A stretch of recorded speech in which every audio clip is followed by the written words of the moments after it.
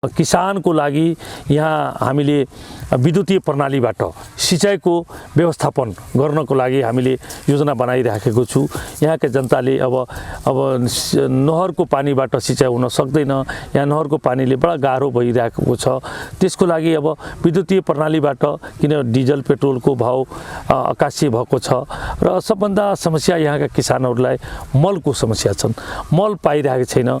जुन मल सँगै सरकारले व्यवस्था गर्नुपर्ने त्यो मल पर्याप्त रूपमा आएको छैन। यो एउटा पॉकेट एरिया हो किसानको लागि। किसानले भरिएको यो हरिनगर गाउँपालिका यसो छ। नेपाल सरकारले जति हामीले छुट्याएर दिन्छ त्यसले हामीले प्रत्येक वार्डमा हामीले वार्ड अध्यक्षहरू मार्फत किसानलाई जति छन् त्यति आधारमा हामी बाँडिरहेको छौँ। अब रह्यो कुरा यसमा, अब किसानले त्यो अनुसारले सन्तुष्ट भएको छैन, पुगिरहेको छैन। किनभनेदेखि यहाँ कमसे कम तपाईको 100 बिघामा तपाईले तरकारी खेती छन्, 500,000 बिघामा मकै खेती छन्, 400-500,000 बिघामा लगभग गेहूँ खेती छन्।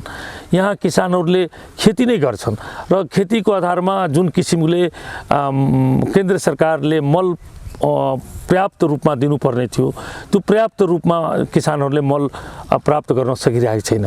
त्यो ठुलो विकराल रूपमा यो मलको कारणले किसानहरूले अहिले दुखोसो पोखिराखेको छ र हामीले यहाँबाट कसरी व्यवस्थापन गर्ने, यो व्यवस्थापन गर्नको लागि सँगै सरकारबाट अलिकति पहल हुनुपर्छ। यसलाई कसरी व्यवस्थापन गर्ने, नेपालको जनता यसलाई कृषि प्रधान देश भन्छन्, तर कृषि प्रधान देशमा सँगै सरकारको जो नेताहरू छन्, माथि मन्त्रीजीहरू छन्, जो एमपीहरू छन्, तिनीहरूले हामीले कृषि प्रधान देश भन्छौँ र कृषि प्रधान देशमा के चाहियो किसानहरूलाई त्यो किसिमको व्यवस्थापन आजसम्म भएको छैन, भइरहेको छैन। त्यसको लागि किसानहरूलाई मर्कामा परेको छ। किसानहरूलाई मलमा जुन किसिमको बढीभन्दा बढी मल उपलब्ध गराइदिनु पर्ने त्यो आजसम्म उपलब्ध भएको छैन। पर्याप्त रूपमा आउनुपर्ने मल आएको छैन। थोरै मल आउँछन् र हामीसँग किसानहरू धेरै छन् र पुगिरहेको छैन। जसलाई 5 बिघा खेती गरिरहेछ, 10 बोराको उसलाई काम छ भने उसलाई हामीले 2 बोरा उपलब्ध गराएको छु। हामी कहाँबाट व्यवस्थापन गर्न सक्छौँ? यो त सँगै सरकारले व्यवस्थापन गर्नुपर्ने हो। त्यो हामीले पनि पीडा छ, हामी पनि पीडा किसानको बुझिरहेको छु, तर हामीले त्यसलाई सकिरहेको छैन गर्नको लागि। त्यो गर्ने काम सँगै सरकारको हो। त्यो उपलब्ध गराइदिएपछि हामीले किसानलाई सहज तरिकाले वितरण गर्न हामी तयार छौँ, हामी गरिरहेका छौँ। यसमा धेरै गुनासोहरू छन्। यसमा एउटा सुरक्षाको नाउँबाट, अवैध सामानको नाउँबाट किसानलाई दुख दिइरहेछन् अहिलेको सरकारले।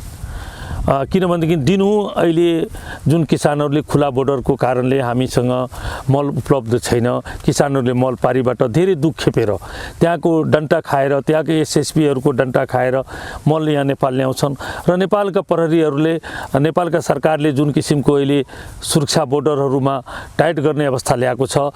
हामीले यो भन्दिनँ विलेकिया सामानहरूलाई तपाईहरूले नसमात्नुहोस्। जुन अवैध काम गर्ने मान्छेहरू छन् त्यसलाई समात्नुपर्छ। त्यो राजस्व हाम्रो छल्ने मान्छेहरूलाई हामीले छोड्नु हुँदैन। तर त्यसको नामबाट किसानलाई दुख दिइरहेछन्। किसानले जुन मल ल्याउँछन् त्यो मल समातेर पुलिसले अहिले पठाइरहेछ। त्यो पठाउँदाखेरि किसानले धेरै मर्कामा परिरहेछ। दिनहुँ यस्तो किसिमको कुराहरू अहिले आइरहेका छन् र योभन्दा पहिले त्यस्तो थिएन। योभन्दा पहिले किसानहरूले मल ल्याउँथ्यो र मलबाट सहज हामीले गराइरहेको थिए।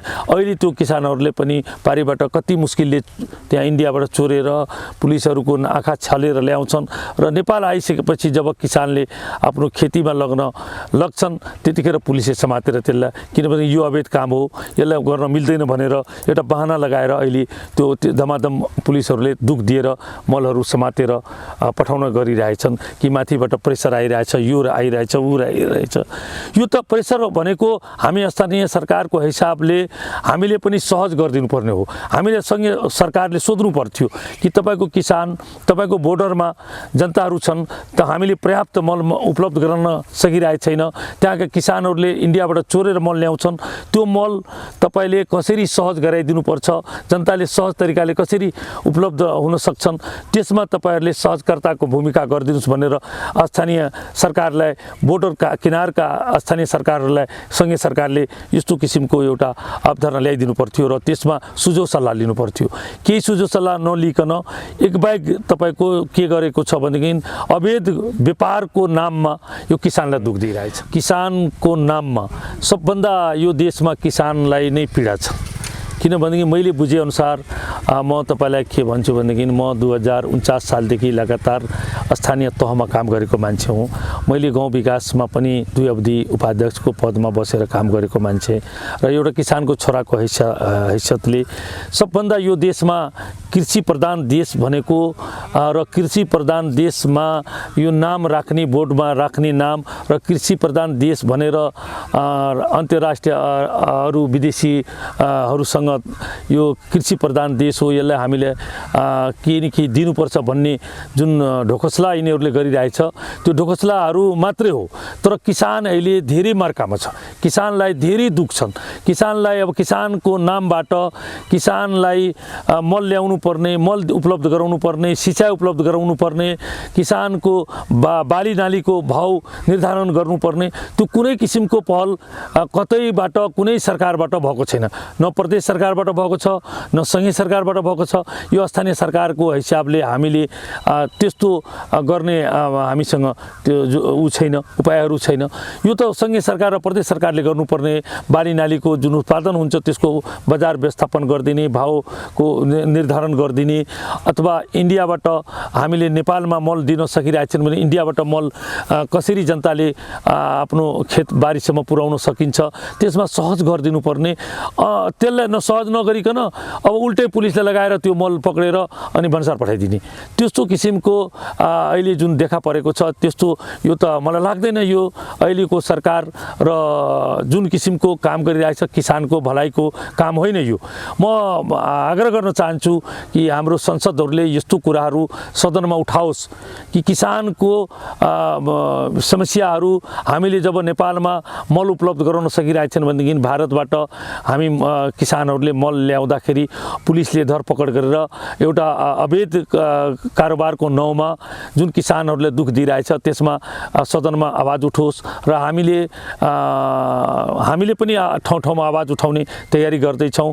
अब म तपाईँलाई तपाईँको मिडिया मार्फत यो कुरा हरेक ठाउँमा जाओस्, यो कुराहरूको एउटा आवाज यस्तो तरिकाले उठोस् कि नेपालका जनताले कति यहाँका जनता किसानहरूले कति दुख मार्कामा छन्। अब काठमाडौँको जनतालाई त थाहा छैन, उहाँहरूले त खेती किसानी गर्दैन, केही तरकारीहरू लगाउँछन् त उनीहरूले त पर्याप्त रूपमा छन्। तर यहाँका किसानहरूले त किसान जो जहाँ छन् खेती गर्ने किसानहरू त्यहाँ त मलै उपलब्ध भएको छैन। त्यो एउटा कुरा एकदम समस्याको जटिल अहिलेको देखा परेको छ। र त्यसको के भन्छन् व्यापारीको नामबाट व्यापारी यो हो, व्यापारको अवैधको कारोबारबाट मलको किसानहरूले दुख दिइरहेछ। यो आवाज त मिडिया मार्फत उठ्नुपर्छ। हामी किसानहरूले उठाउने तयारी गर्दैछौँ। म त के आग्रह गर्न चाहन्छु कि प्रदेश सरकार अहिले भर्खर निर्वाचन जितेर आएको छ, सङ्घीय सरकारको भर्खर सदन अब चालु हुन्छ, त्यो सदनमा यो कुराहरू उठोस्। म आग्रह गर्न चाहन्छु यो सदनमा यो कुरा उठोस्, जोरदार साथ उठोस् नेपालका किसानहरूको लागि।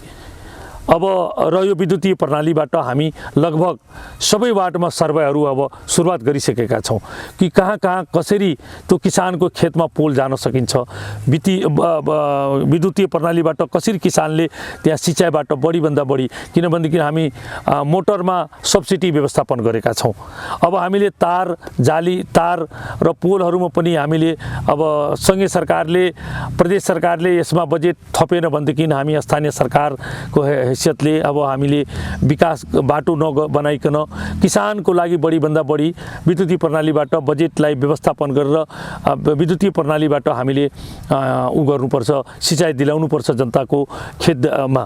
त्यो किसिमको हामी सर्वे गर्दैछौँ। अब त्यो हाम्रो अगाडि बढिरहेछ त्यो प्रोसेसहरू हामी त्यसमा लागेको छु र सर्वे पनि हरिनगर गाउँपालिकाभित्र एउटा तरकारीको थोक बजारको व्यवस्थापनमा हामी त्यसमा पनि अगाडि बढिरहेछौँ। त्यसको पनि हामी डिजाइन सर्वेहरू गर्दैछौँ कि थोक बजार व्यवस्थापन गरेर हामीले यसलाई यो यहाँका किसानको बिचुलियाहरू जुन मार्फत तरकारी या अरू जुन किसानले उत्पादन गरेको छ त्यो सहज तरिकाले अब बजार पाउनुपर्छ।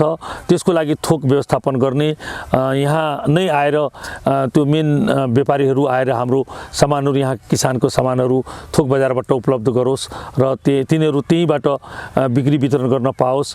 त्यो किसिमको हामीले यसलाई पनि हामी बजार थोक बजारको व्यवस्थापन गर्न पनि हाम्रो पहल सुरु छ। यसलाई हामी पनि छिटो नै यसलाई सुरुवात गर्ने तयारीमा छौँ। त्यस्तै गरेर तपाईँको अब हामी कहाँ एउटा कोल्ड स्टोरको सँगै सरकारबाट परेको थियो, त्यो पनि यो सरकार चेन्ज भएपछि कहाँ अलमलमा परेको छ। त्यो जो किसानहरूको हामीले पहिले नै किसानहरूलाई भनेको थिए तपाईँहरूको कोल्ड स्टोर भएपछि तपाईँहरूले सिजनमा जुन भाउ लिन सक्नुभएको छैन, लिइराख्नु भएको छैन, त्यसलाई हामीले व्यवस्थापन गरेर कोल्ड स्टोरमा तपाईँहरूको तरकारी बालीहरू थन्काएर राख्ने र सिजन आउट भएपछि तपाईँहरूले त्यो तरकारी बाली आफ्नो निकालेर राम्रो बजार पाउन सक्नुहुन्छ भनेर हामीले सोच बनाएको थिए। त्यो पनि अहिले कहाँ सँगै सरकार र प्रदेश सरकारबाट आउनुपर्ने जुन कोल्ड स्टोरको बजेट थियो त्यो पनि हराएर गएको छ।